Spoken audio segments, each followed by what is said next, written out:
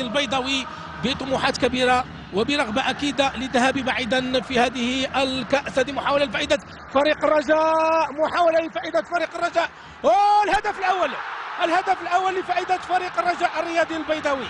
قلت الحملات المتوالية لفريق الرجاء أعطت أكلها في الدقيقة 7، والمسجل لا نستغرب أن يكون محسن ياجور بتقنيات هذا اللاعب وبإمكانياته الهائلة يهز شباك الفريق السيراليوني معلنا عن تسجيل الهدف الأول. وما لاحظته هو العناق ديال المرحوم اللي كيتعتبر من الأطر الكفء داخل فريق الرجاء الرياضي البيضاوي، أنجب العديد من الأسماء داخل الرجاء. تحية للمرحوم وتحية للجوداني كذلك. أنت كنظن بأنه ياجور منين نجح في تسجيل الإصابة واستعمل داخل الرجل ديالو أكثر من الوسط. لاحظ في الإعادة استعمل داخل الرجل ديالو لأنه ما كانش ان سوتيان بالنسبة لي ولا ابوي باش يعطيه الكرة، وبالتالي ديك الأنانية ديالو جابت هدف. هذه اللي بغيت نقول لك أنه كان أناني في هذه المحاولة لأخي لوسط الميدان لمحسن متولي.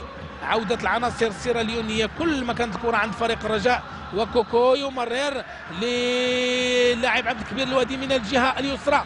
محاولة لفائدة فريق الرجاء أو لاعب متولي يحاول يمرر وخطيرة. هدف ثاني لفائدة فريق الرجاء. والكرة يعني سي مصطفى تعطلت باش ما نقولش النهج ديال مونستار، لانه ما يسون با ستابل حتى في النهج التكتيكي ديالهم. تارة تجد 3 ديال لي ميليو ديفونسيف، تارة تجد 4 ابلا في الميليو. اذا ما يسون با ستابل حتى في النهج التكتيكي ديالهم. نتمنى نستغلوه بكثره في هذه المقابله لانه غادي يكونوا صعاب في الديار ديالهم.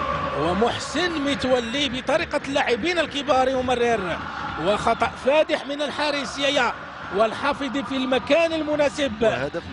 هدف مشروع بالرغم من احتجاج الفريق السيراليوني. هدف مشروع لفائدة فريق الرجاء، 2-0 لفائدة الفريق البيضاوي اللي نتمناو على انه يثقل شباك الفريق السيراليوني حتى يؤمن المرور للدور القادم. وهذا الفريق ديال سيراليون ينجذب ديال الكره بزاف، كيمشي للكره بزاف بدون مراعاة تحليل الحاله والمشاكل اللي يمكن تتراكم عليها هذيك التبيع ديال الكره، وبالتالي نظن بانه الرجاء قادر على اتقان. من المركب الرياضي محمد الخميس النتيجه تغيرت واصبحت 3-0 لفائده فريق الرجاء الرياضي البيضاوي. نعتذر عن هذا التاخير.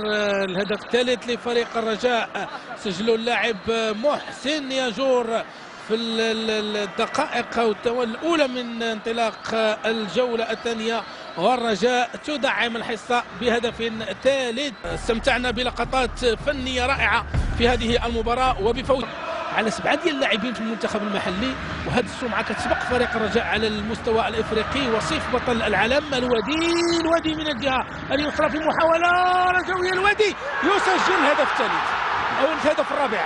الوادي يسجل الهدف الرابع لفائدة الرجاء. مجهود فردي للاعب الوادي، هذا ربح كبير للفريق. ولاحظ معايا التوقع ديال الحارس كان خاطئ، لانه ظن انه غادي يمرر اون روتري، ولكن الوادي استعمل الذكاء ديالو في هذه اللقطه هذه وسجل هدف اونتولوجي. الوادي بمجهود فردي يحرك مدرجات المركب الرياضي محمد الخامس ويسجل الهدف الرابع للرجاء في مواجهة فريق الرجاء لا يريدها أن تكون أو تمر مرور الكرام، بل يريدها أن تنتهي بحصة ثقيلة.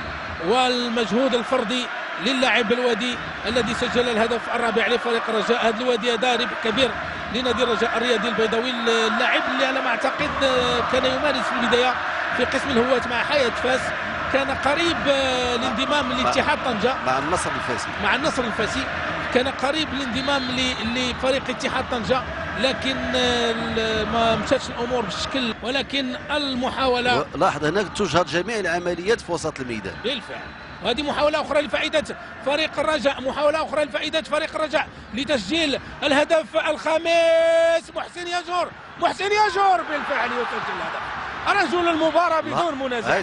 محسن ياجور 3 ديال الاهداف في امسيه قالت فيها العناصر الرجوية على أنها يعني حاضرة بقوة. محسن ياجور رجل المباراة بدون منازع. ولو كان والرجاء كتمتاز بالسرعة، والسرعة كيبان الفرق ما بين فريق الرجاء وفريق ديامونستار.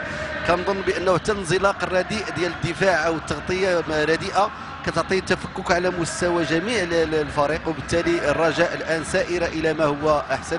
نتمنى انه يزيدوا الاهداف، كنت كنطلب انه تكون 5 فتحققت الامنيه ديالي، نتمنى انه يكون اكثر.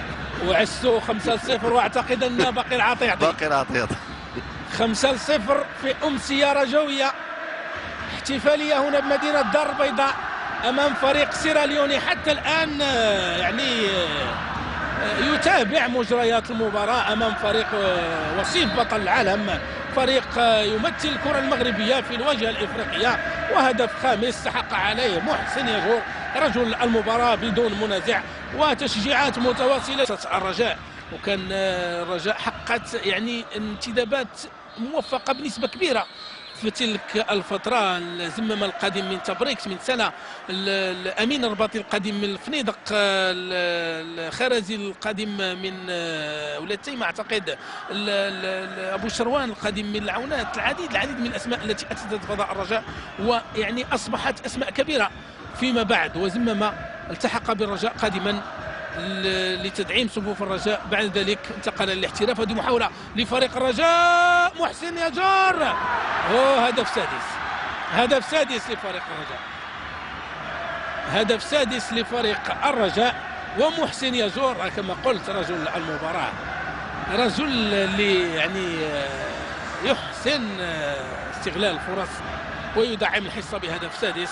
وتشجيعات الجمهور متواصلة في أمسية رجوية 6-0 على السوق. بالفعل، ونتمنى زمامة يسجل هدف، لانه زمامة محتاجه له الكره المغربيه، وكذلك حتى هو اللي فقد الثقه كثير في نفسه. نتمنى انه يسجل في هذا اللقاء. كما قلت هذا اللقاء مناسبه لارجاع الثقه، وكذلك الاستعصاء ديال التهديف على مستوى البطوله، وبالتالي حتى الرجاء. وكنشوفوا اللاعبين لاحظ الفريق ديال سيراليون وقف يعني ما بقاش فاهم شنو وقع، وقف ما بغاوش يلعبوا الكره في وسط الميدان، يعني واقفين. نتمنى يطلبوا طلب كتابي لانهاء اللقاء. يعني بعد تسجيل هدف سادس ما طلعوش يلعبوا الكره، بقاو واقفين، يعني بقاو مستغربين النتيجه ومستغربين كذلك الاداء فريق الرجاء الرياضي البيضاوي، اللي هذا شيء طبيعي لان الفريق ديال سيراليون يلعب امام وصيف بطل العالم.